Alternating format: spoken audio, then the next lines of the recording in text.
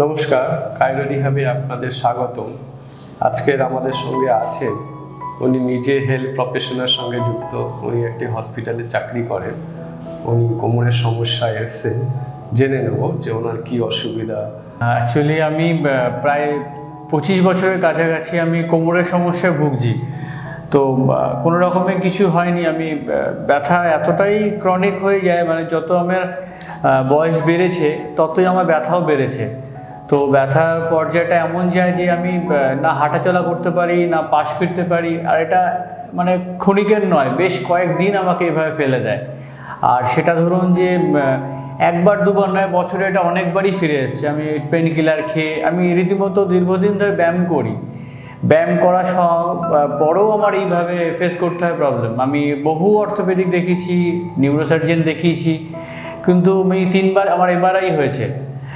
দেন also আমার কোনো রকম এই সমস্যার সমাধান হয়নি। আমি নিজেই খুব ফ্রাস্ট্রেটেড হয়ে গেছিলাম যে কি করব না করব। আমি খুবই মানে মনের দিক দিয়ে ভেঙে পড়েছিলাম যে কি হচ্ছে, কোনো রকমে কি কিছু হবে না, সলিউশন কি কিছু নেই। আলটিমেটলি এত কিছু করছি তারপরেও। তারপর গুগল করতে করতে হঠাৎ আমি স্যারের অ্যাড্রেস পেলাম যে র্যাঙ্ক 1-এ স্যারের রিভিউ দেখলাম। আমি বহু রিভিউ দেখলাম স্যারের, তো খুব ভালো লাগলো। তো ভাবলাম যে সব জায়গায় তো গেছি, আর একবার না হয় একটু চেষ্টা করেই দেখি যে কি হয়। ভাগ্যের পরীক্ষা চেষ্টা ছেড়েই দেখলাম, দেখা যাক। তো তারপরে আমি স্যারের কাছে আসি, স্যারের সাথে যোগাযোগ করি। আমার মোটামুটি 6টা সেশন মতো হয়েছে, তাতে আমি প্রায় 80%-এর উপরে ভালো আছি। দেবাশিসবাবু এসেছিলেন ক্রনিক পেন নিয়ে, ক্রনিক কোমরে ব্যথা, সেই সঙ্গে রেডিয়েটিং পেন নিয়ে। ওনার এমআরআইটা খুব দেখার জন্য। নর্মালি যে ডিস্ক বাল্জ হয়, কিন্তু ওনার ডিস্কটা কি হয়েছে, ডিস্ক বাল্জ হয়ে ডাউনওয়ার্ডলি বেন্ড হয়ে গেছে। জেলিটা বাইরে বেরিয়ে এসে নিচের দিকে নেমে গেছে। এটা একটা ইউনিক, এইরকম সচরাচর কম দেখা যায়। এটা দেবাশিসবাবুর হচ্ছে এমআরআই।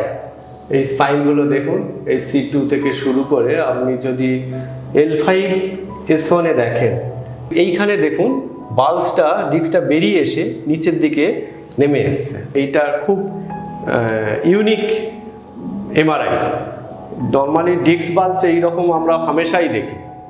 অত 80% লোকের হচ্ছে যে সামনের দিকে ঝুঁকে কাজ করার জন্য এই রকম নর্মালি হয়, কিন্তু L4 L5-এ দেখুন একটা নর্মাল ডিস্ক বাল্জ, কিন্তু L5-S1-এ ডিস্কটা বাইরে বেরিয়ে এসে নিচের দিকে নেমে গেছে।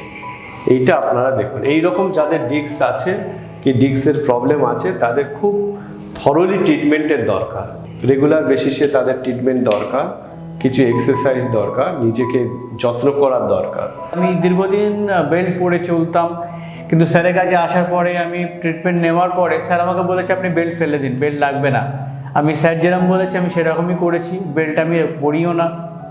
স্যার কিছু এক্সারসাইজ দেখিয়ে দিয়েছেন, স্যার আমাকে যেভাবে এখানে এসে যেভাবে ট্রিটমেন্ট দিয়েছেন, স্যারের যারা সঙ্গীরা আছেন তারাও যেভাবে করেছেন, আমি খুবই উপকৃত স্যারের কাছে এসে। থ্যাঙ্কস টু গড যে আমি স্যারের কাছে আসতে পেরেছি।